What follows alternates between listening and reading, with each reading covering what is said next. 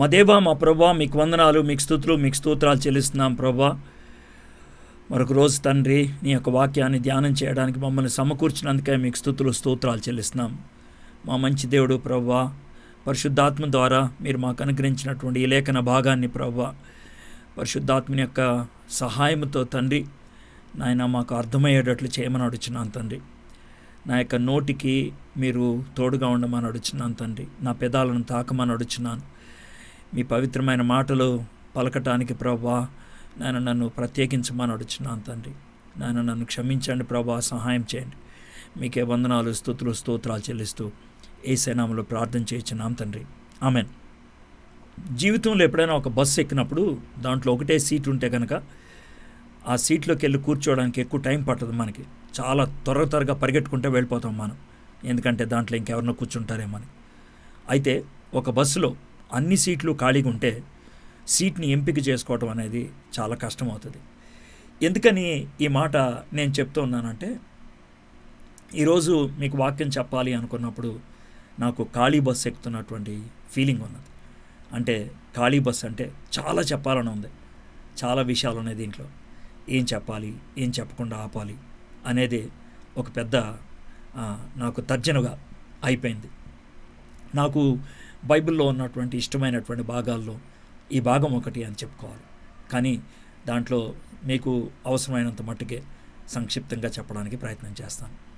అయితే కొన్ని ప్రశ్నలు మనం అడుగుదాం, దానికి మనం ఏం జవాబులు చెప్పుకుంటామో మీరు ఆలోచించండి. ఒకవేళ ఇప్పుడు మీరు వెళ్తున్నటువంటి సంఘము, మీరు వెళ్తున్నటువంటి మందిరం, మీరు వెళ్తున్నటువంటి చర్చ్ ఎందుకు వెళ్తున్నారు అని అంటే ఏం జవాబు చెప్తారు మీరు? ఒకసారి మీ మనసుల్లోకి ఆలోచించుకోండి.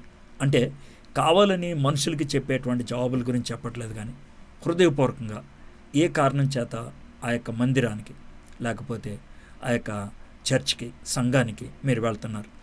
బహుశా మీరు ఇలాంటి జవాబులు ఇచ్చేటట్లయితే అది దేనికి దగ్గరగా ఉంటుందో ఆలోచిద్దాం. ఈ చర్చ్కి మేము ఎందుకు వెళ్తున్నామంటే, ఈ చర్చ్లో సండే స్కూల్ చాలా బాగుంటుందండి, పిల్లలకి చక్కగా వాక్యం చెప్తారు, వేరు తరగతుల్లాగా ఉంటాయి, అందుకే దీన్ని ఎంపిక చేసుకున్నాం అని అంటారు. కొంతమంది ఏమంటారు తెలుసా, ఇక్కడ పాటలు చాలా బాగా పాడతారండి, మంచి మ్యూజికల్ ఇన్స్ట్రుమెంట్స్ వాడతారండి, అందుకే మేము ఇక్కడికి వస్తాం.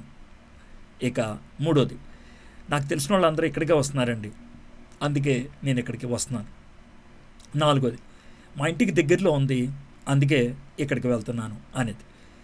అయితే ఈ 4 జవాబులు ఎలా ఉంటాయి అంటే, సర్కస్కి ఎందుకు వెళ్ళామంటే పిల్లలు ఆనందిస్తారండి, వెళ్ళానండి, మొదటి జవాబు దానిలాగా ఉంటుంది. ఒక మ్యూజికల్ పార్టీకి ఎందుకు వెళ్ళావు, పాటలు బాగుంటాయండి అని నీ రెండో జవాబు అలా ఉంటుంది. రెస్టారెంట్కి, పార్క్కి ఎందుకు వెళ్ళావు, మిత్రులను కలవడానికి వెళ్ళానండి. ఈ కిరాణా కొట్టుకే లేకపోతే ఈ సూపర్ మార్కెట్కే ఎందుకు వెళ్తున్నారు, మా ఇంటి దగ్గరలో ఉంటుందండి, అందుకే వెళ్తున్నాను. ఇప్పుడు మీకు అర్థమైంది కదా. అంటే నేను మీరు ఇచ్చేటువంటి జవాబులు తప్పు అని అంటలేదు, కానీ మనం కిరాణా కొట్టుకి దగ్గరే ఉంది కాబట్టి వెళ్తాం, రెస్టారెంట్కి, పార్క్కి, మిత్రులను కలవడానికే వెళ్తాం, మ్యూజికల్ కాన్సర్ట్కి పాటల కోసమే వెళ్తాం, సర్కస్కి పిల్లల యొక్క ఆహ్లాదం కోసమే వెళ్తాం. కానీ చర్చ్కి ఎందుకు వెళ్తాం? అది పరిస్థితి. మందిరానికి ఎందుకు వెళ్తాం, మందిరాన్ని ఏ విధంగా ఎంపిక చేసుకుంటాం, అది మనకున్నటువంటి ప్రశ్న. ఖచ్చితంగా ఒక మందిరాన్ని ఎంపిక చేసుకున్నామంటే దానికి అతి ప్రాముఖ్యమైన కారణం ఒకటే ఉండాలి. ఏంటి అని అంటే, దేవుని వాక్యము ఉన్నది ఉన్నట్లుగా ఇక్కడ బోధిస్తారండి, అందుకే నేను ఎక్కడికి వెళ్తాను. అయితే ఆ బోధించేటువంటి సంఘము సర్వసాధారణంగా దేవుని వాక్యం ఉన్నది ఉన్నట్లుగా బోధిస్తున్నట్లయితే అక్కడ పిల్లల గురించి జాగ్రత్త తీసుకుంటారా? ఖచ్చితంగా తీసుకుంటారు. అక్కడ ఆరాధన అర్థవంతంగా ఉంటుందా? ఉంటుంది. అవి మామూలే, నేను కాదనట్లేదు. అయితే ప్రాముఖ్యమైనటువంటి కారణం ఏంటంటే, దేవుని వాక్యము ఉన్నది ఉన్నట్లుగా బోధిస్తారు. సౌండ్ డాక్ట్రిన్, హిత బోధ, సరి అయినటువంటి బోధ ఆలోచించాలి, కానీ సౌండ్ అండ్ మ్యూజిక్ కాదు. రైట్ వర్డ్ ఆఫ్ గాడ్, దేవుని యొక్క వాక్యాన్ని సరిగా విభజించేటువంటి సంఘం కావాలి, కానీ గ్రేట్ యాంబియన్స్ అది కాదు మనం కోరుకునేది. చాలా సంఘాలకి చాలా బాగుంటుందండి ఆ చర్చి, అందుకే వెళ్తామండి అని అంటూ ఉంటాం. మినిస్ట్రీ, పరిచర్య ప్రాముఖ్యం. మేనేజ్మెంట్ స్కిల్స్ కాదు. కొన్ని సంఘాల్లో మేనేజ్మెంట్ స్కిల్స్ ఉపయోగిస్తారు, వచ్చిన వాడిని ఆకర్షించడానికి చేసేటువంటి ప్రయత్నం. అయితే ఈరోజు పేతురు భక్తుడు సంఘానికి కావలసినటువంటి అతి ప్రాముఖ్యమైనటువంటి పునాది ఏంటి, సంఘము అభివృద్ధి పరాలి అంటే దానికి ఉండాల్సిందేంటి, అది బోధించడానికి ప్రయత్నం చేస్తాం అన్నాడు. ఇప్పటిదాకా మనం 11 వచనాలు ధ్యానం చేసాం. ఈ 11 వచనాల్లో మనం ఏం నేర్చుకున్నాము అని అంటే కనుక, విశ్వాసము అనుభవ జ్ఞానము ద్వారా మనము ఎదుగుతాము. ఇది మనం నేర్చుకున్నటువంటి విషయం. విశ్వాసం ద్వారా మనం దేవుని యొక్క సంఘములో, దేవుని యొక్క కుటుంబంలో చేర్చబడ్డాం. అనుభవ జ్ఞానం బట్టి దాంట్లో ఎదుగుతూ వచ్చాం. ఇది మనం నేర్చుకున్నటువంటి పాఠం. కాబట్టి మన యొక్క గ్రోత్ గురించి ఇప్పటిదాకా నేర్చుకున్నాం. ఇప్పుడు మనం నేర్చుకునేది ఏంటంటే గ్రౌండ్ గురించి. అంటే మన యొక్క పునాది ఏంటి, మన యొక్క బేస్ గ్రౌండ్ ఏంటి. ఫోకస్ నేర్చుకున్నాం 11 వచనాల్లో. అయితే 12వ వచనం నుంచి 21వ వచనం దాకా ఫౌండేషన్, పునాది గురించి మనం నేర్చుకోబోతున్నాం. 12 నుంచి 21వ వచనం దాకా మనము చూడబోతున్నాం. దీన్ని రకరకాలుగా మనం విభజించవచ్చు.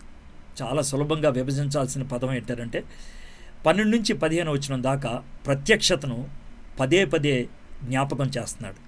ప్రత్యక్షతను పదే జ్ఞాపకం చేస్తున్నాడు. The revolution is to be repeated. ఇది 12 నుంచి 15 దాకా. తర్వాత ప్రత్యక్షత కొత్త నిబంధనలో ఎలా ఉన్నది, how is the revolution in the new testament, 16-18 వచనాలు. Revolution in the old testament, పాత నిబంధనలో ప్రత్యక్షత ఎలా ఉంది, ఇది 19వ అధ్యాయం. అసలు ప్రత్యక్షత ఎక్కడి నుంచి? రెవల్యూషన్ ఈజ్ ఫ్రమ్ గాడ్, దేవుడి నుంచి ప్రత్యక్షత వస్తుంది. ఈ 4 భాగాలుగా మనం విభజించవచ్చు. కానీ నేను ఇట్లాగా బోధించబోవట్లేదు, కానీ దాన్ని ఇంకా వేరే విధంగా బోధిస్తున్నాను. మీరు ధ్యానం చేసుకోవాలనుకున్నప్పుడు ఈ అవుట్లైన్ గుర్తుపెట్టుకోండి. 12 నుంచి 15 దాకా ప్రత్యక్షత చాలా ప్రాముఖ్యమైంది, అందుకనే మళ్ళీ జ్ఞాపకం చేస్తున్నాను అని అన్నాడు. 16 నుంచి 18 దాకా ప్రత్యక్షత కొత్త నిబంధనలో ఎలా జరిగింది చెప్పాడు. తర్వాత 19వ వచనంలో ప్రత్యక్షత పాత నిబంధనలో ఎలా జరిగింది అని చెప్పాడు. కొత్త నిబంధనైనా పాత నిబంధనైనా ప్రత్యక్షత దేవుని దగ్గర నుంచి అనేటువంటిది 20-21 వచనాల్లో ఆయన చెప్తూ ఉన్నాడు. నేను ఈరోజు చూడాలనుకునేటువంటి విధానం ఈ విధంగా ఉంటుంది. 12 నుంచి 15 దాకా నేను చచ్చిపోబోతున్నాను, అయితే నేను చచ్చిపోయిన తర్వాత కూడా మీరు గుర్తుంచుకోవాలని, బ్రతుకున్నప్పుడు కూడా చాలాసార్లు జ్ఞాపకం చేస్తున్నాను, చచ్చిపోయిన తర్వాత కూడా జ్ఞాపకం ఉంచుకునేటట్లు నేను ప్రయత్నం చేస్తున్నాను. ఇది 12వ వచనం నుంచి 15వ వచనం దాకా మనం చూసేటువంటి మూల విషయం అన్నమాట. అయితే దీనికి నేను ఇవ్వాలనుకున్న టైటిల్ ఏంటంటే హ్యూమన్స్ విల్ డై, మనుషులు చచ్చిపోతారు, but the word of God lives, దేవుని యొక్క వాక్యము సజీవముగానే ఉంటుంది. ఇది దీని యొక్క ప్రాముఖ్యమైన విషయం. హ్యూమన్ బీయింగ్స్ డై, మనుషులు చచ్చిపోతారు, but the word of God lives. ఇది మనం నేర్చుకునేటువంటి మాత్రం. Word of God survives human teachers. దేవుని బోధకులను కూడా మించి ఉండగలిగేది దేవుని వాక్యం. ఇది 12వ వచనం నుంచి 15వ వచనం దాకా మనము చూసేటువంటి విషయం. ఆ తర్వాత సెకండ్ మనం చూసేది ఏంటంటే ఎక్స్పీరియన్స్ ఫేడ్. పేతురు భక్తుడు తనకున్నటువంటి అనుభవాల గురించి మాట్లాడుతున్నాడు. ఆ అనుభవాలు పోతాయి, experiences fade, but the word of God remains. ఇవి ఆవిర్లాగా వెళ్ళిపోతూ ఉంటాయి, కానీ దేవుని వాక్యం అయితే స్థిరముగా ఉండిపోతుంది. Word of God surmounts human testimony. మానవులు ఇచ్చేటువంటి సాక్ష్యాన్ని దేవుని వాక్యము కమ్ముకుంటుంది. ఇది 2వ భాగం అన్నమాట. ఇక 3వ భాగంకి వస్తే the word of God surpasses human thought. మానవ ఆలోచనకు మించి ఉండేది దేవుని యొక్క వాక్యం. The world darkens but the word shines. ప్రపంచం చీకటిగా ఉంటుంది, కానీ దేవుని వాక్యం వెలుగుతూ ఉంటుంది. అయితే మీకు అవుట్లైన్ లాగా చెప్పాను, దీన్ని మనము సవివరంగా చూడటానికి ప్రయత్నం చేస్తాం. ఇదే వాటికి నేను తెలుగులో టైటిల్ ఇస్తున్నాను. మానవులు మట్టిలో కలుస్తారు, వాక్యం సజీవమైనది. ఇది మొదటి భాగం 12 నుంచి 15. మానవులు మట్టిలో కలుస్తారు, వాక్యం సజీవమైనది. ఇక రెండో భాగం 16 నుంచి మనం 18 వచ్చిన దాకా. అనుభవాలు ఆవిరైపోతాయి, వాక్యం స్థిరమైనది. అనుభవాలు ఆవిరైపోతాయి, వాక్యము స్థిరమైనది. ఇక చివరిది 19 నుంచి 27 దాకా చూస్తే, లోకము కాలగర్భములో కలిసిపోతుంది. లోకము కాలగర్భములో కలిసిపోతుంది, వాక్యము సాక్షిగా ఉంటుంది. వాక్యము సాక్షిగా ఉంటుంది. ఎంత బాగుందో చూసారు. ఇది ఈ 3 భాగాల్లో ఈ వాక్య భాగాన్ని మనము ధ్యానం చేయగలుగుతాం. అయితే చూద్దాం ఒక్కొక్క వచనాన్ని. 12వ వచనం, కాబట్టి మీరు ఈ సంగతులను, ఏ సంగతులను 1 నుంచి 11 దాకా చెప్పాడు కదా, దేవుని యొక్క వాక్యములో ఏ విధంగా ఎదగాలి అని, ఆ సంగతులతో దీన్ని కలుపుతూ ఉన్నాడు అన్నమాట. ఆ సంగతుల్లో ఆయన నేర్పించినటువంటి మాట ఏంటి? God gave us power and knowledge not to become lazy or limping but to be jealous and diligent to advance in Christian virtue. క్రైస్తవ అనుభవ జ్ఞానములో, క్రైస్తవ ఎక్సలెన్సీలో ఉన్నతమైనటువంటి జీవితం జీవించడం కోసమని దేవుడు మనకి శక్తినిచ్చాడు, అనుభవ జ్ఞానాన్ని ఇచ్చాడు. అంతే. ఈ దేవుడు శక్తిని, అనుభవ జ్ఞానాన్ని ఇచ్చింది మనం బద్ధకస్తులైపోవడం కాదు, లేజీ లింపింగ్ కుంటే వాళ్ళంగా ఉండాలి అని కాదు, చాలా తృష్ణతో, జెలస్తో, డిలిజెంట్గా అంటే ఉత్కృష్టమైనటువంటి ఆలోచనలతో, చాలా తపనతో, ఇష్టంగా, ఒక స్పోర్ట్స్ మ్యాన్ లాగా మనం ఎక్సలెంట్గా బతకడానికి ప్రయత్నం చేయాలి. ఈ విషయాల గురించి ఆయన మాట్లాడుతున్నాడు.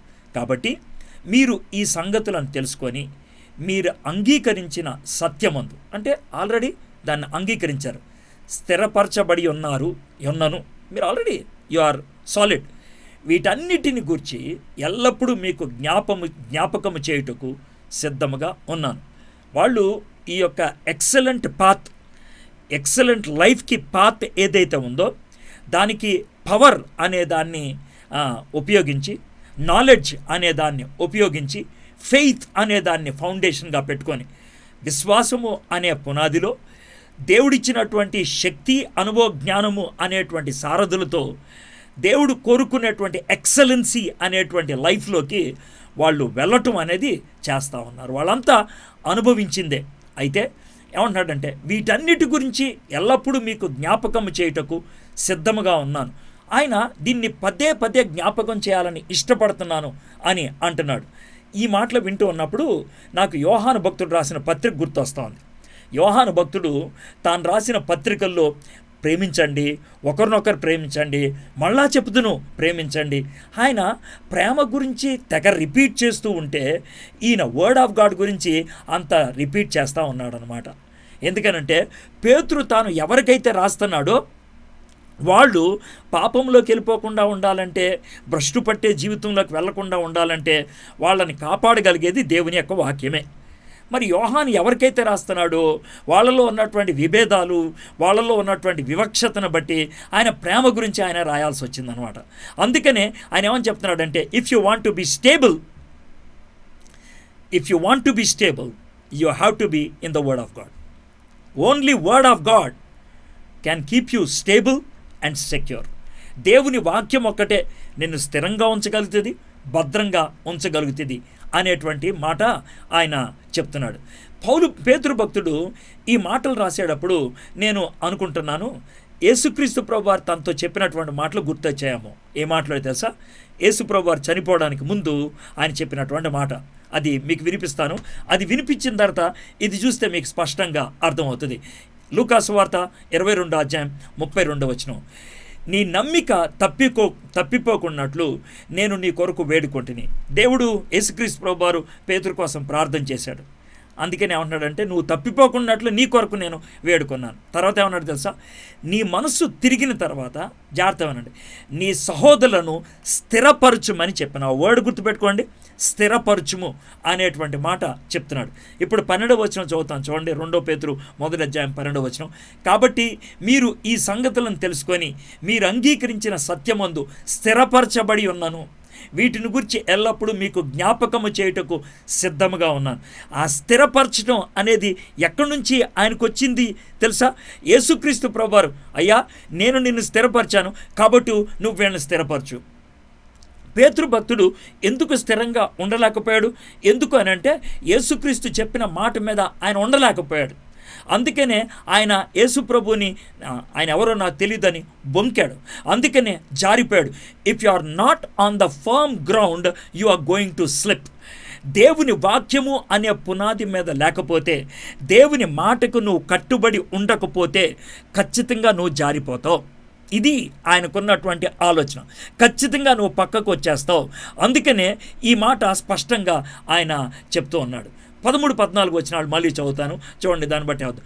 మరియు మన ప్రభు అయిన యేసుక్రీస్తు నాకు సూచించిన ప్రకారం, ఇప్పుడు క్లియర్గా తాను గుర్తుపెట్టుకుంటున్నాడనే విషయం అర్థమవుతుంది. నాకు సూచించిన ప్రకారము నా గుడారము త్వరగా విడిచిపెట్టవలసి వచ్చినని ఎరిగి నేను ఈ గుడారంలో ఉన్నంతకాలము ఈ సంగతులను జ్ఞాపకము చేసి, ఇందాక ఉపయోగించిన వర్డ్ ఏంటి? జ్ఞాపకము చేసి మిమ్మును రేపుట న్యాయమని ఎంచుచున్నాను.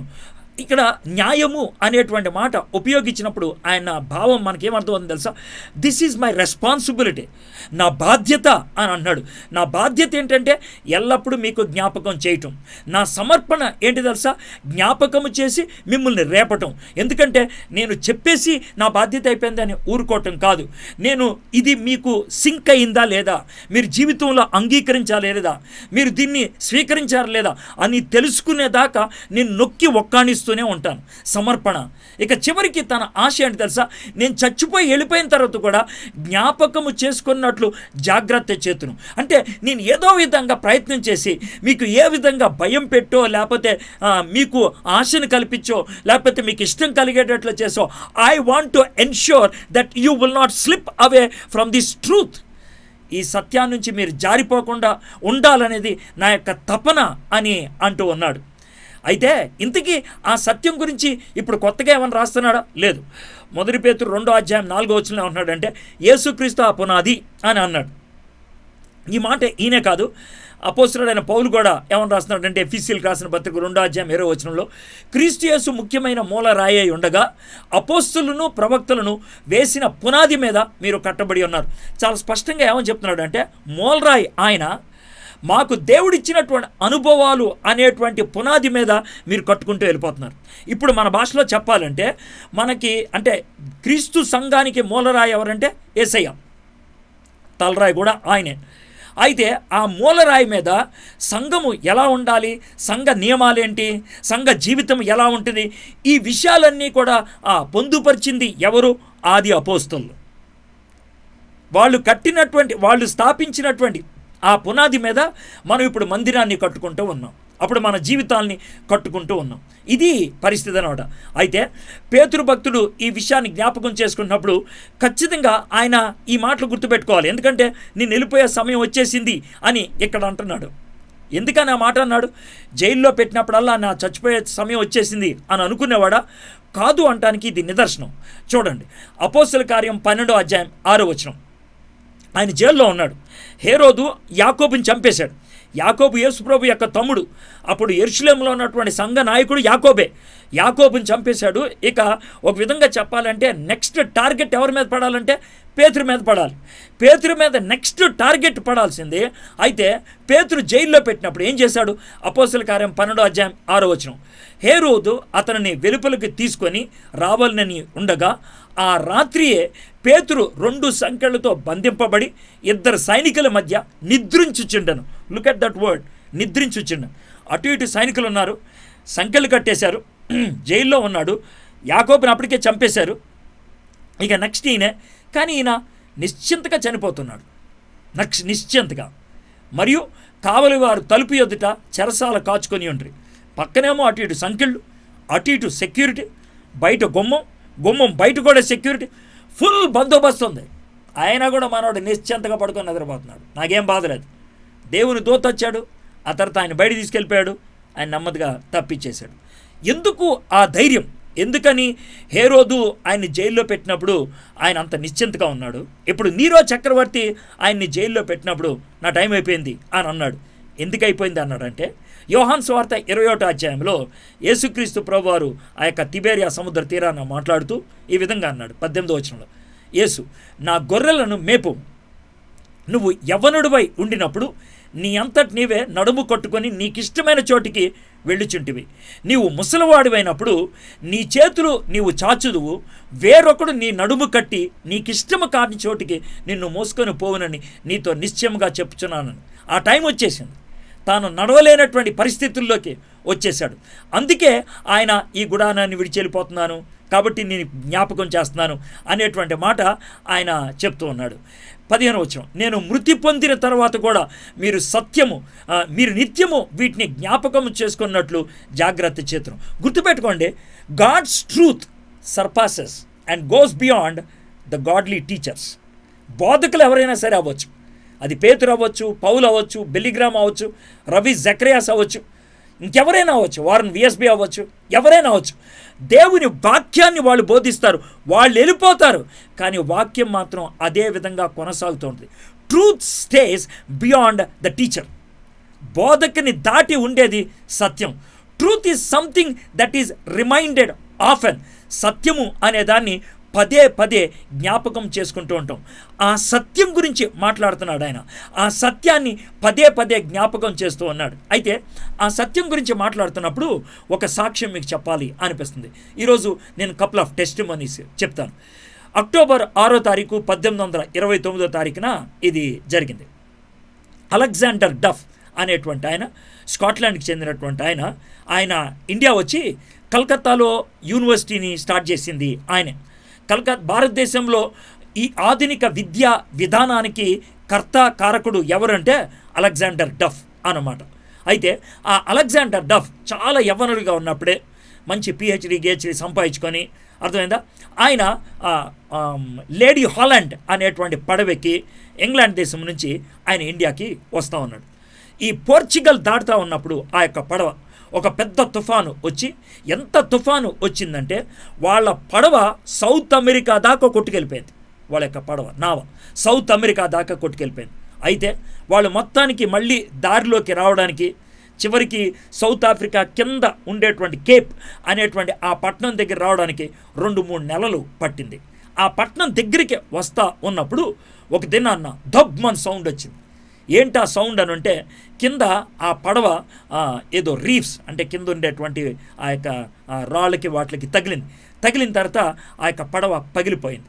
ఈ పడవ పగిలిపోగానే చెప్పారు, గబగబా మనం తప్పించేసుకోవాలి అని చెప్పారు. అప్పుడు వాళ్ళు లైఫ్ బోట్స్ని తీసుకొచ్చేసారు. అందరూ గబగబా లైఫ్ బోట్లోకి దూకేసి ఇక వెళ్ళిపోయారు. ఆ యొక్క లైఫ్ బోట్స్ వాళ్ళని ఒక చిన్న ఐలాండ్లోకి తీసుకెళ్ళాయి. ఆ ఐలాండ్లో పెంగ్విన్స్ తప్పించి ఇంకేమి లేవు, మనుషులు ఉండేటువంటి దీవి కాదు. అక్కడికి వెళ్ళి వాళ్ళు అక్కడ ఆ యొక్క ఐలాండ్లో ఉంటే కనుక వాళ్ళకి రెస్క్యూ బోట్ వస్తుంది అనేటువంటి పరిస్థితి. ఒక దినం అయిపోయింది, ఇక రెండో దినం చూస్తూ ఉంటే ఆ యొక్క సముద్ర అలలకు ఏదో కొట్టుకొని వస్తూ ఉంది. వీళ్ళ యొక్క పడవలోంచే కొట్టుకొని వస్తుంది.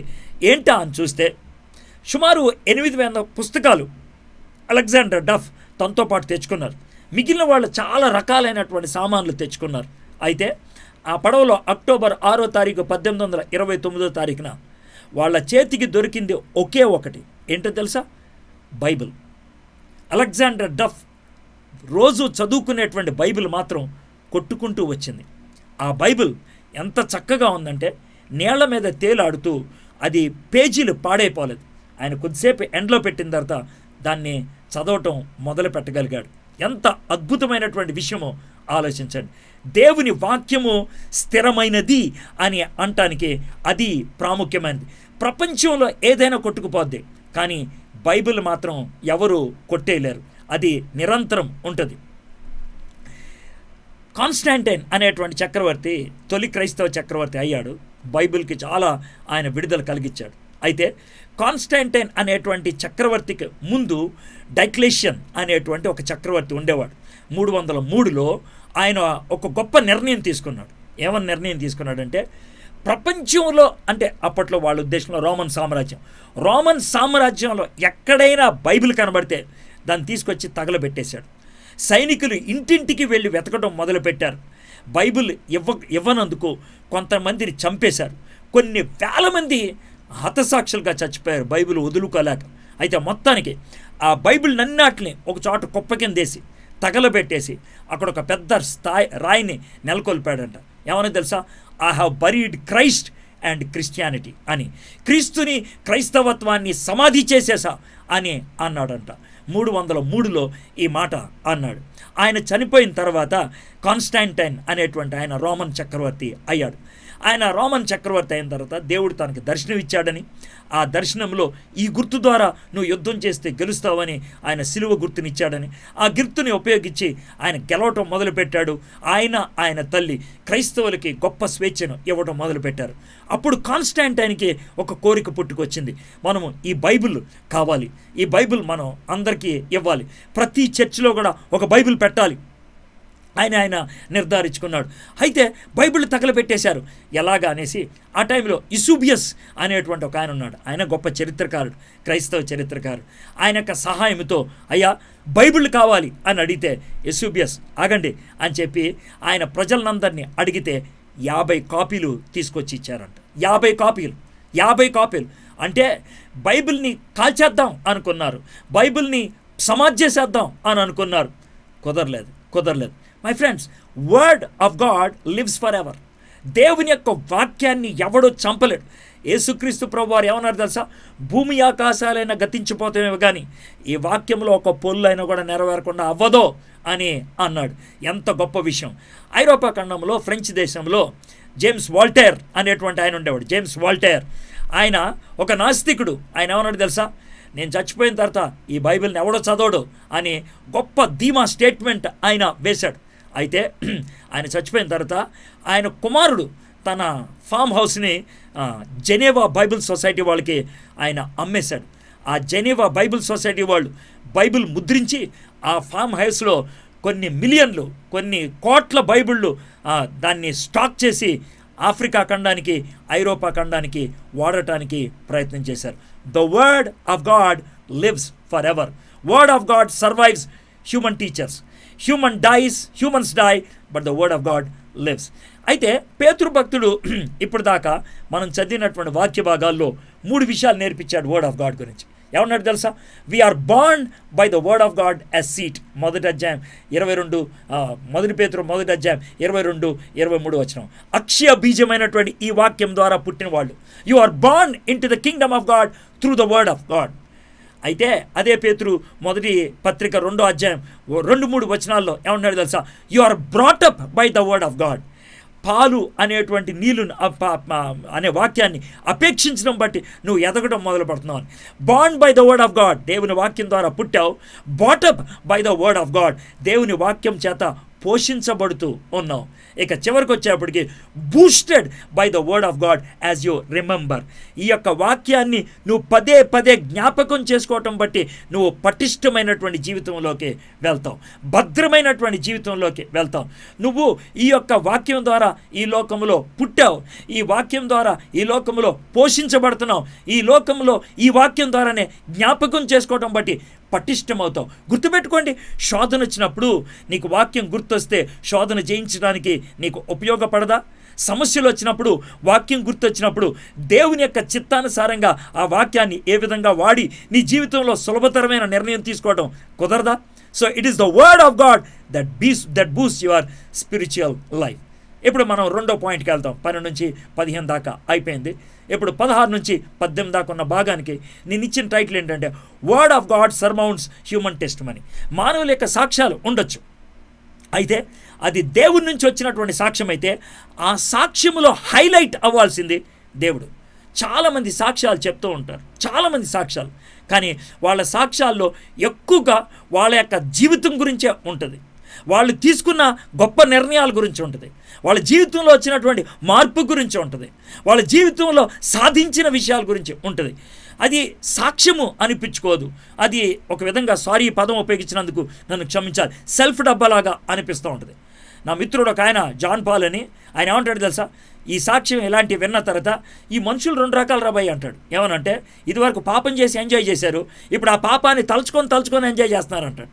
అంటే వాళ్ళు సాక్ష్యం చెప్తున్నట్లు ఉండదు, అది వాళ్ళు చేసినటువంటి పాపాన్ని వాళ్ళు గ్లోరిఫై చేసి చెప్తూ ఉంటారు. నేను ఎంత భయంకరమైన పాపమో తెలుసా అని అంటాడు. సాక్ష్యంలో మెయిన్ ఐటము నీ గతం గురించి కాదు, నీ సాక్ష్యంలో మెయిన్ ఐటమ్ ఆ యొక్క ట్రాన్స్ఫర్మేషన్, నీ యొక్క జీవితంలో మార్పు ఎందుకు కలిగింది, ఎలా కలిగింది, కలిగిందంటానికి రుజువేంటి? These are the 3 important things in a testimony. ఈ 3 చెప్పావంటే ఖచ్చితంగా దాంట్లో హైలైట్ అవ్వాల్సిందేంటి తెలుసా? నీలో మార్పు తీసుకొచ్చినవాడు హైలైట్ అవుతాడు, కానీ నువ్వు కాదు. నీ ప్రస్తుత జీవితం చెప్పినా, నీ గత జీవితం చెప్పినా, దట్స్ యువర్ లైఫ్, అది నీ జీవితం.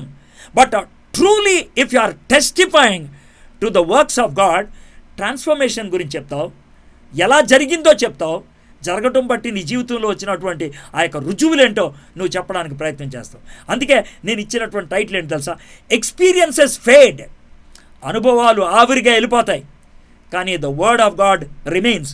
దేవుని యొక్క వాక్యం మాత్రం స్థిరంగా ఉండిపోతుంది. ఏలయనగా చమత్కారముగా కల్పించిన కథలను అనుసరించి మన ప్రభువైన యేసుక్రీస్తు యొక్క శక్తిని, ఆయన రాకడను మేము మీకు తెలపలేదు, కానీ ఆయన మహత్యమును మేము కన్నులారా చూచిన వారమై తెలిపితిమి. ఈయన నా ప్రియ కుమారుడు, ఈయన యందు నేను ఆనందించుచున్నాను అను శబ్దము మహాదివ్య మహిమ నుండి ఆయన యొద్దకు వచ్చినప్పుడు తండ్రి అయిన దేవుని వలన ఘనతయు మహిమయు ఆయన పొందగా మేము ఆ పరిశుద్ధ పర్వతం మీద ఆయనతో కూడా ఉండిన వారమై. దీంట్లో మీకు అర్థమవుతుందా? పేతురు భక్తుడు హైలైట్ చేస్తున్నాడు, నేను అక్కడ ఎక్కాను తెలుసా, 12 మంది శిష్యులు మేము 3 తెలుసా. అది ఆయన ఏం చెప్పట్లా. He's not highlighting himself, he's not telling what is the exclusiveness he has. ఆయన ఏమన్నాడు తెలుసా? అక్కడికి వెళ్ళిన తర్వాత ఆయన అంతా హైలైట్ చేస్తుంది ఏంటి తెలుసా? దేవుని కుమారుడు గురించి, తండ్రి గురించి. That's all. దేవుని యొక్క సాక్ష్యము, నిజమైనటువంటి సాక్ష్యము దేవుణ్ణి ప్రతిబింబించాలి. అయితే దీంట్లో ఆయన ప్రాథమికంగా 2 విషయాలు ఆయన ఎక్కువ చెప్తున్నాడు. ఆయన రాకడ, ఆయన శక్తి. ఆయన రాకడ, ఆయన శక్తి, ఆయన మహిమ. These are the 3 things he's trying to ఎక్కువగా చెప్దాం అనుకున్నాను. ఆయన రాకడ పరౌష్య, ఆయన రాబోతున్నాడు. ఎలా రాబోతున్నాడు? శక్తిలో రాబోతున్నాడు, మహిమలో రాబోతున్నాడు. That's what we have seen, we have tasted. అది ఆయన చెప్తున్నాడు. మేము ఆ శబ్దము విన్నాం, వీ హర్డ్ ఇట్, అది చెప్తున్నాడు. సరే వదిలేండి, ఎంత శబ్దం విన్నా, ఎంత ఏది విన్నా గుర్తుపెట్టుకోండి, ఆయన వాక్యం ప్రాముఖ్యమైనది. అయితే ఈ పదాలు చెప్పేటప్పుడు, అలాగే ఈ సాక్ష్యాన్ని చెప్పేటప్పుడు ఆయన ఉపయోగించినటువంటి కొన్ని పదాలు నాకు కొంచెం జాగ్రత్తగా ఆలోచించాలనిపించింది. ఉదాహరణకి 13-14 వచనాలు. మరియు మన ప్రభువైన యేసుక్రీస్తు నాకు సూచించిన ప్రకారం నా గుడారమును త్వరగా విడిచిపెట్టవలసి వచ్చాను నని ఎరిగి నేను ఈ గుడారంలో ఉన్నంతకాలం. తన యొక్క జీవితాన్ని గుడారంతో పోల్చాడు. ఎందుకు పోల్చాడబ్బా అని ఆలోచిస్తే ఏమర్థమవుతుంది తెలుసా? మత్తయి సువార్త 10వ అధ్యాయం 4వ వచనం. అప్పుడు పేతురు, ప్రభువా, మనం ఇక్కడ ఉండుట మంచిది. నీకు ఇష్టమైతే ఇక్కడ నీకొకటియు, మోషేకొకటియు, ఏలియాకొకటియు 3 పర్ణశాలలన్నా గుడారాలన్నా ఒకటే కట్టుదునని యేసుతో చెప్పాను. అంటే అక్కడ గుడారం కట్టుకొని అక్కడ ఉండిపోదాం అనుకున్నాడు. అయితే ఇప్పుడు ఏమన్నాడు తెలుసా? బాబు, అప్పుడు గుడారం కట్టుకొని ఉందాం అనుకున్నాను, ఇప్పుడు మొత్తం గుడారం ఇక్కడ లేపేసి ఆడికి వెళ్ళిపోతున్నాను. అందుకనే గుడారం అనేటువంటి పదాన్ని ఉపయోగించాడు. It is coming out of his memory. ఆయన యొక్క ఆలోచనలోంచి వస్తూ ఉన్నది. ఇంకొక మాట ఆయన ఏమన్నాడు తెలుసా? నేను మృతి పొందిన తర్వాత, 15వ వచనంలో, నేను మృతి పొందిన తర్వాత కూడా మీరు సత్యము నిత్యము వీటిని జ్ఞాపకము చేసుకున్నట్లు జాగ్రత్త చేతును, నేను మృతి పొందిన చేత. అదే ఇక్కడ యాక్చువల్గా ఆయన ఉపయోగించినటువంటి గ్రీక్ పదం లేకపోతే ఒరిజినల్ పదం ఏంటంటే, నేను ఇక్కడ నుంచి నిర్గమం అయిపోయిన తర్వాత, when I leave from this place. ఈ పదం కూడా ఎందుకు ఉపయోగించారు తెలుసా? ఈ యొక్క మౌంట్ టెబోర్ అనేటువంటి కొండ మీద ఆయన అనుభవించినటువంటి రూపాంతరపు అనుభవానికి ఇంకొక చోట మనం ఆ పదాన్ని చూస్తాం. లూకాసు వార్త 9వ అధ్యాయం 31వ వచనం. వారు మహిమతో అగుపడి ఆయన యెరూషలేములో నెరవేర్చుబోవు నిర్గమమును గూర్చి మాట్లాడుచుంటారు. నిర్గమమును గూర్చి ఎంత స్పష్టంగా ఉంచాడు. అందుకనే ఇక్కడ నిర్గమం అనేటువంటి మాట ఉపయోగించాడు. అయ్యా, నేను వెళ్ళిపోబోతున్నాను, అయితే వెళ్ళిపోయే ముందు నేను ఈ మాటలు చెప్పదలుచుకున్నాను. అయితే నేను ఈ మాటలు చెప్పడానికి యోగ్యుణ్ణి. ఎందుకంటే దేవుని యొక్క కృపను బట్టి మేము కళ్ళారా చూసాం, చెవులారా విన్నాం, అనుభవించాం. ఇదే భావాన్ని యోహాను ఫిలసాఫికల్గా రాస్తాడు. ఎలా రాస్తాడు యోహాను భక్తుడు? ఏదైతే మేము చేతులారా తాకి చూసామో, ఏదైతే మా కళ్ళారా విన్నామో, ఏదైతే మేము అనుభవించామో దానినే మీకు బోధిస్తున్నాం. 1 యోహాను 1:2 మనం చూస్తే అర్థమవుతుంది. అయితే ఇక్కడ తన సాక్ష్యాన్ని పంచుకుంటున్నాడని, సాక్ష్యాన్ని పంచుకొని ఆ సాక్ష్యంలో యేసుప్రభుని హైలైట్ చేస్తూ హిజ్ ఐడెంటిటీ, ఆయన గుర్తింపు, ఆయన పరిచర్య, ఆయన రాకడ, 3 విషయాల్ని ఆయన ప్రస్తావిస్తూ ఉన్నాడు. ఈయన నా ప్రియ కుమారుడు, దట్ ఈస్ హిజ్ ఐడెంటిటీ. ఈయన యందు నేను ఆనందించుచున్నాను, ఆయన పరిచర్ను బట్టి. అను శబ్దము మహా దివ్య మహిమ నుండి ఆయన యొద్దకు వచ్చినప్పుడు తండ్రి అయిన దేవుని వలన ఘనతయు మహిమయు ఆయన పొందగా, ఇట్ ఈస్ అంటే ఆ ఘనత పొందింది మేం కాదు, ఆయన పొందుతూ ఉంటే మేము కళ్ళారా చూసాం. That is his ministry. ఆయన పరిచర్య ఎక్సలెంట్. తండ్రి దేవుడు చప్పట్లు కొట్టే వావ్ అని అన్నాడు. మేము ఆ పరిశుద్ధ పర్వతం మీద ఆయనతో కూడా ఉండిన వారమై ఆ శబ్దము ఆకాశము నుండి రాగా వింటివి. Our only role is to be there. ఆయన కృపను బట్టి మమ్మల్ని తీసుకెళ్ళాడు, ఆయన దయను బట్టి మాకు ఇది చూపించాడు, కాబట్టి అది మేము పంచుకోవడానికి ఇష్టపడుతున్నాం. ఇది ఆయన అన్నటువంటి. ఇప్పటికి మనం 2 పాయింట్స్ నేర్చుకున్నాం. Humans die but the word of God lives. మనుషులు చచ్చిపోతారు కానీ దేవుని వాక్యము నిలకడగా ఉంటుంది. Experience fade but the word of God remains. అనుభవాలు ఆవిరైపోతాయి కానీ వాక్యం మాత్రం స్థిరంగా ఉంటుంది. ఇప్పుడు చివరి భాగానికి వద్దాం. 19వ వచనం నుంచి మనం చూద్దాం. మరియు ఇంతకంటే స్థిరమైన ప్రవచన వాక్యము మనకున్నది. నాకు సూపర్ నచ్చిందండి. అయ్యా, నా అనుభవం గురించి మీకు చెప్పాను కానీ ఒక మాట చెప్పమంటారా? మరియు ఇంతకంటే స్థిరమైన ప్రవచన వాక్యం మనకున్నది. స్థిరమైనది ఏంటది? అనుభవం కాదు, వాక్యం. ఇప్పుడు మాట చెప్పంటారా మీకు? ఆది అపోస్తుల కాలంలో ఉన్నటువంటి క్రైస్తవులకి మనకి పెద్ద వ్యత్యాసం ఏం లేదు. ఇన్ఫ్యాక్ట్ మనకి ఇంకొక అడ్వాంటేజ్ ఉంది. ఆది అపోస్తుల కింద ఉన్నవాళ్ళు, పేతురు కింద ఉన్నవాళ్ళు పేతురు మాటలే విన్నారు, పౌలు కింద ఉన్నవాళ్ళు పౌలు మాటలే విన్నారు, యోహాను కింద ఉన్నవాళ్ళు యోహాను మాటలే విన్నారు, తీతు కింద ఉన్నవాళ్ళు తీతు మాటలే విన్నారు, తిమోతి కింద ఉన్నవాళ్ళు తిమోతి మాటలే విన్నారు. కానీ మనమా వాళ్ళందరి మాటలు వినగలుగుతున్నాం. We're in a better position అని చెప్పాలి. ఎందుకు అనంటే మన సిద్ధాంతానికి పునాది నేను అపోస్తులకి దగ్గరగా ఉన్నానా లేదా, అపోస్తులకి ఎంతకాలం దూరంలో ఉన్నాను, అది కాదు. It is the word of God that brings us closure to God. ఇది మీకు అర్థమైందా లేదు? It is the word of God that dross you closer to God. భక్సింగ్ గారికి దగ్గరలో ఉన్నాను, బిల్లిగ్రామ్ గారిని చూశాను, రవిశేఖర్ గారికి షేక్ హ్యాండ్ ఇచ్చాను. Well, that's not a problem. దాన్ని జ్ఞాపకం ఉంచుకోవడం తప్పేం కాదు. But your spirituality, your identity is not based on all those experiences. It's the word of God. దేవుని వాక్యం. దేవుని వాక్యానికి ఎంత దగ్గర అవ్వగలుగుతున్నాం? It is the word of God that draws us closer to God. దేవునికి మనల్ని దగ్గర చేయగలిగేది దేవుని వాక్యమే. If that is not there, it's of no use. మరియు ఇంతకంటే స్థిరమైన ప్రవచన వాక్యం మనకున్నది. తెల్లవారి వేకు చుక్క మీ హృదయములలో ఉదయించు వరకు ఆ వాక్యము చీకటి గల చోటను వెలుగిచ్చు దీపమైనట్లుందే ఉన్నది. దాని యందు మీరు లక్ష్యముంచిన ఎడల మీకు మేలు. పేతురు భక్తుడు 19, 20, 21 వచనాల్లో తను చేపలు పట్టేవాడు కదా, చేపలు పట్టేవాడు కాబట్టి తాను ఈ పడవల మీద వెళ్తున్నప్పుడు ఏ డైరెక్షన్లో వెళ్తున్నాడు అనేది అతను చుక్క ద్వారానే తెలుసుకుంటాడు. అంటే ఆ చుక్క మార్నింగ్ స్టార్ అనేది ఉంటుంది అనమాట. అది తూర్పు దిక్కున ఉదయాన్నే వస్తూ ఉంటుంది. కాబట్టి అటు తూర్పు అనేటువంటి విషయం అర్థం చేసుకొని దాన్ని బేస్ చేసుకొని వాళ్ళు నావిగేషన్ ప్రిన్సిపల్స్ వాడుతూ ఉంటారు. ఇప్పటిలాగా మనకి GPS లేదు కదా వాళ్ళకి. కాబట్టి what they have to do, they have to look at the stars. కాబట్టి ఆ స్టార్ కనబడిందంటే మనం వెళ్ళే డైరెక్షన్ కరెక్టేరా, ఈ డైరెక్షన్లో వెళ్తే కనుక మనకి ఒడ్డు వస్తుందిరా. సో ఆ విధంగా it is the word of God that guides you. అది ఆయన యొక్క ఉద్దేశం. ఈ చీకట్లో నీకు దారి చూపించేది ఆ చిన్న చుక్క. అదేవిధంగా ఈ అంధకార లోకములో నీకు దారి చూపించేది వాక్యం. ఇదే కదా కీర్తనాకారుడు 119వ కీర్తనలో చెప్పాడు, నీ వాక్యము నా పాదమునకు దీపము. Your word is the lamp an to my feet. నాకు దారి చూపించేది అదే. ఒకవేళ ఈ చీకటి ప్రపంచంలో నువ్వు జీవిస్తున్నట్లు అనిపిస్తుందా? నీ యొక్క లోకం, నీ యొక్క బ్రతుకు చీకటిగా అనిపిస్తుందా? నీ యొక్క నిర్ణయాలు అగమ్యముగా అనిపిస్తుందా? నీ యొక్క బ్రతుకు అగోచరంగా ఉన్నదా? నీ యొక్క నడవడి ఏంటో నీకు అర్థం కావట్లేదా? It's the only reason is you have shut down the లైట్ని ఆపేశావు. That's the word of God. If you have the word of God, నీకు వాక్యం ఉంటే అది నీ జీవితానికి చుక్క అయిపోతుంది. అయితే నేను ఆయన ఆ యొక్క చేపలు పట్టేవాడుగా, నావికుడిగా ఆయన ఉపయోగించినటువంటి ఇంకొక మాట కూడా ఇక్కడే చెప్పేస్తే బాగుంటుంది. 21వ వచనం, అనగా ప్రవచనము ఎప్పుడును మానవుని ఇచ్చను బట్టి కలగలేదు, కానీ మనుషులు పరిశుద్ధాత్మ వలన ప్రేరేపింపబడిన వారే దేవుని మూలముగా పలికని.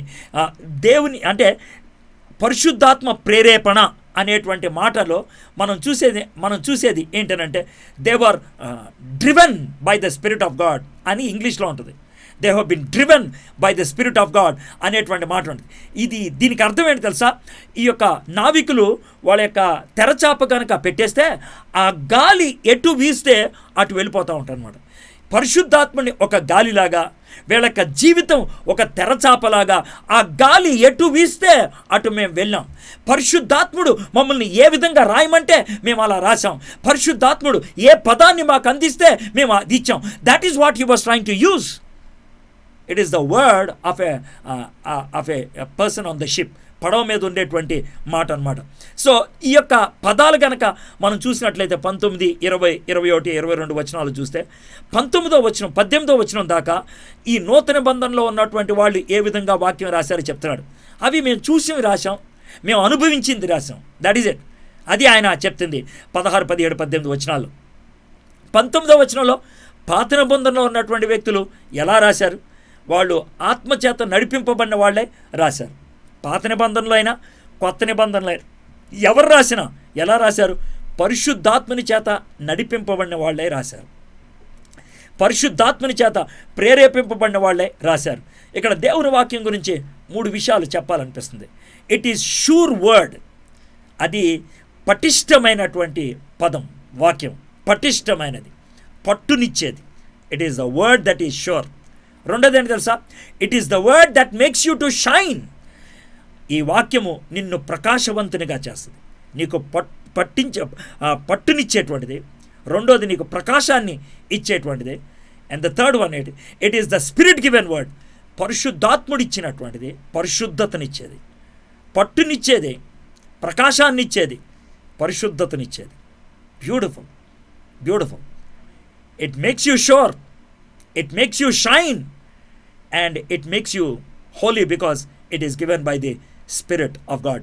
దేవుని యొక్క ఆత్మను బట్టి అది నీకు అనుగ్రహించబడింది. కాబట్టి మనిషిని ఇచ్చిన బట్టి కాదు, పరిశుద్ధాత్మని ప్రేరణ వలన అది ఇవ్వబడింది.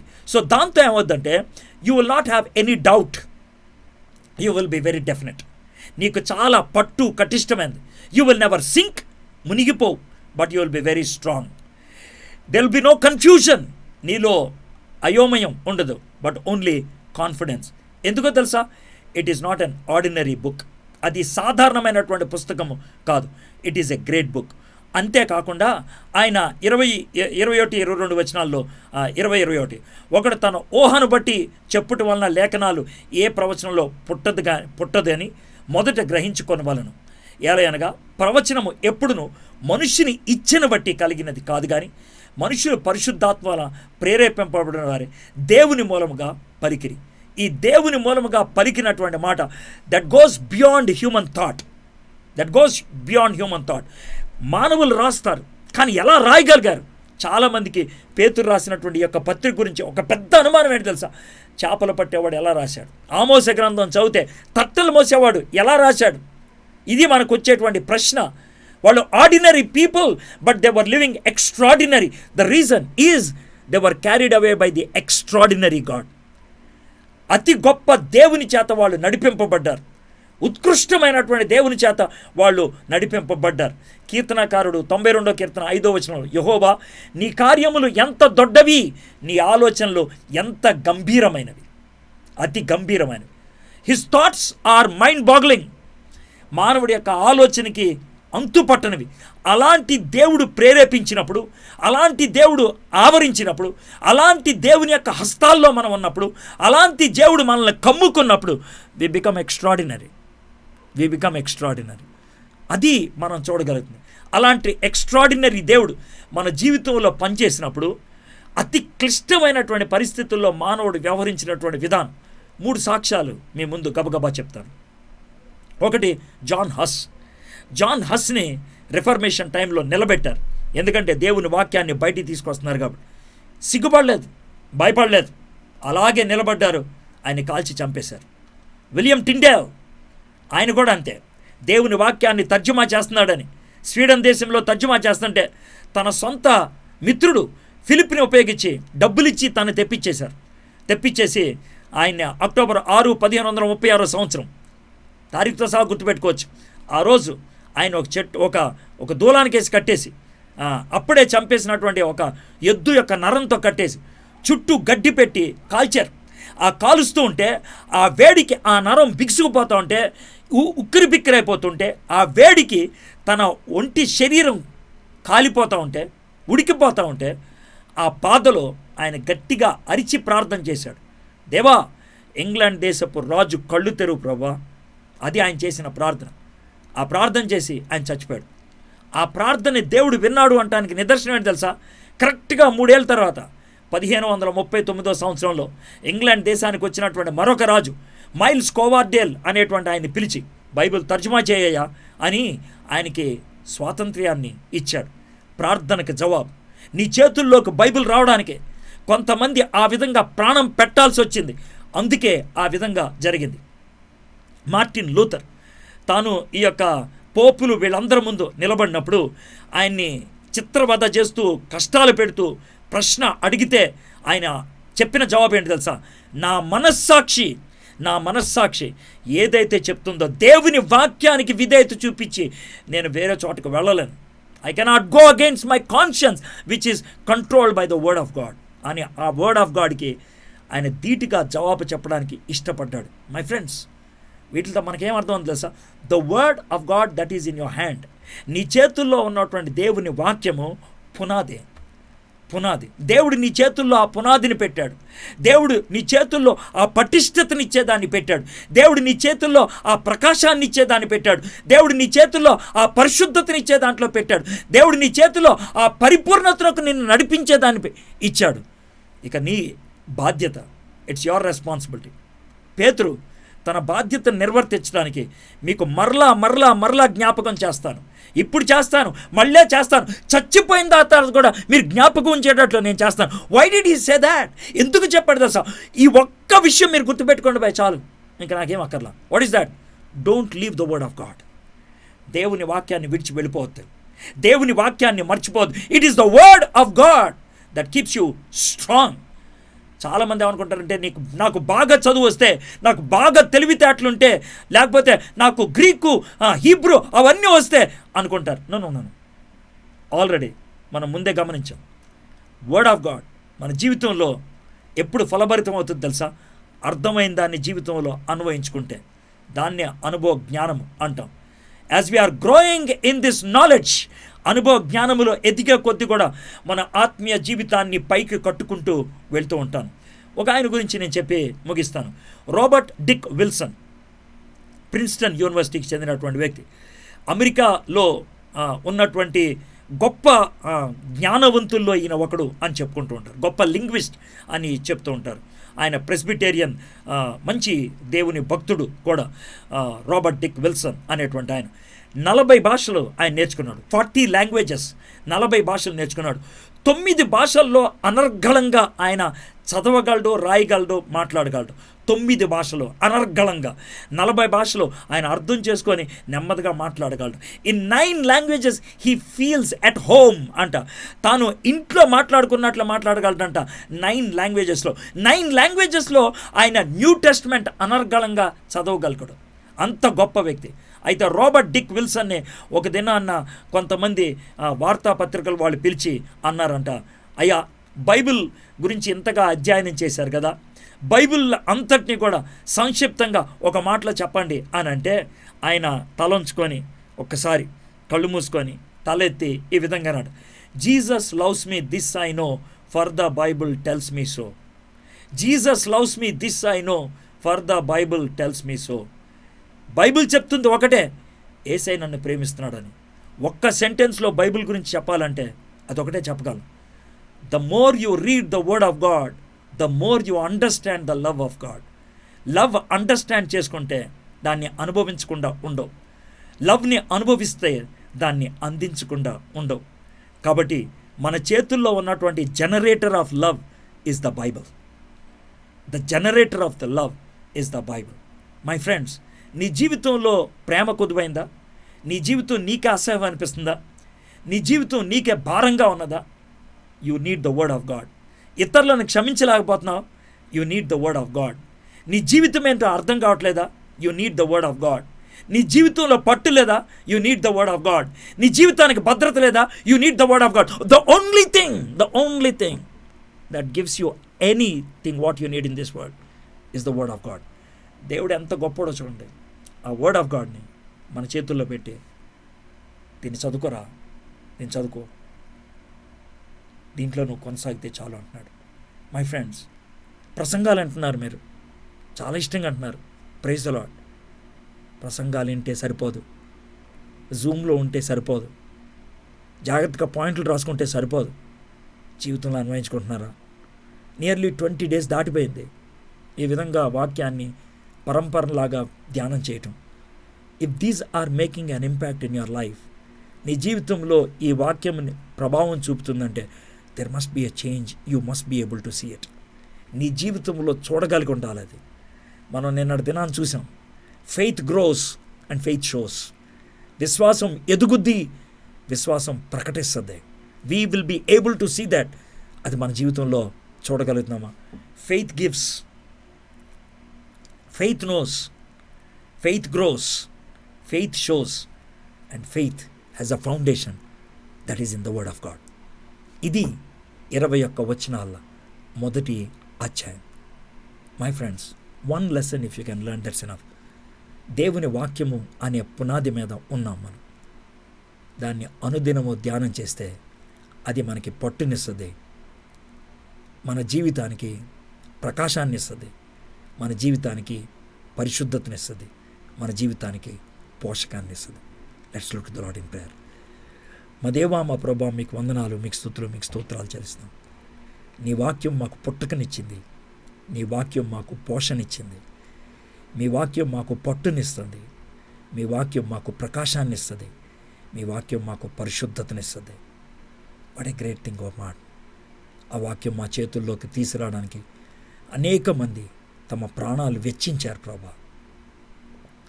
ఆ విలువైన వాక్యాన్ని ప్రభా విలువగా చూడగలటకు కృప చూపించమని, ఈ వాక్య ధ్యానంలో మీరు మాకు సహాయం చేయమని యేసు నామములో ప్రార్థన చేయించున్నాం తండ్రి. ఆమేన్. ఆమేన్.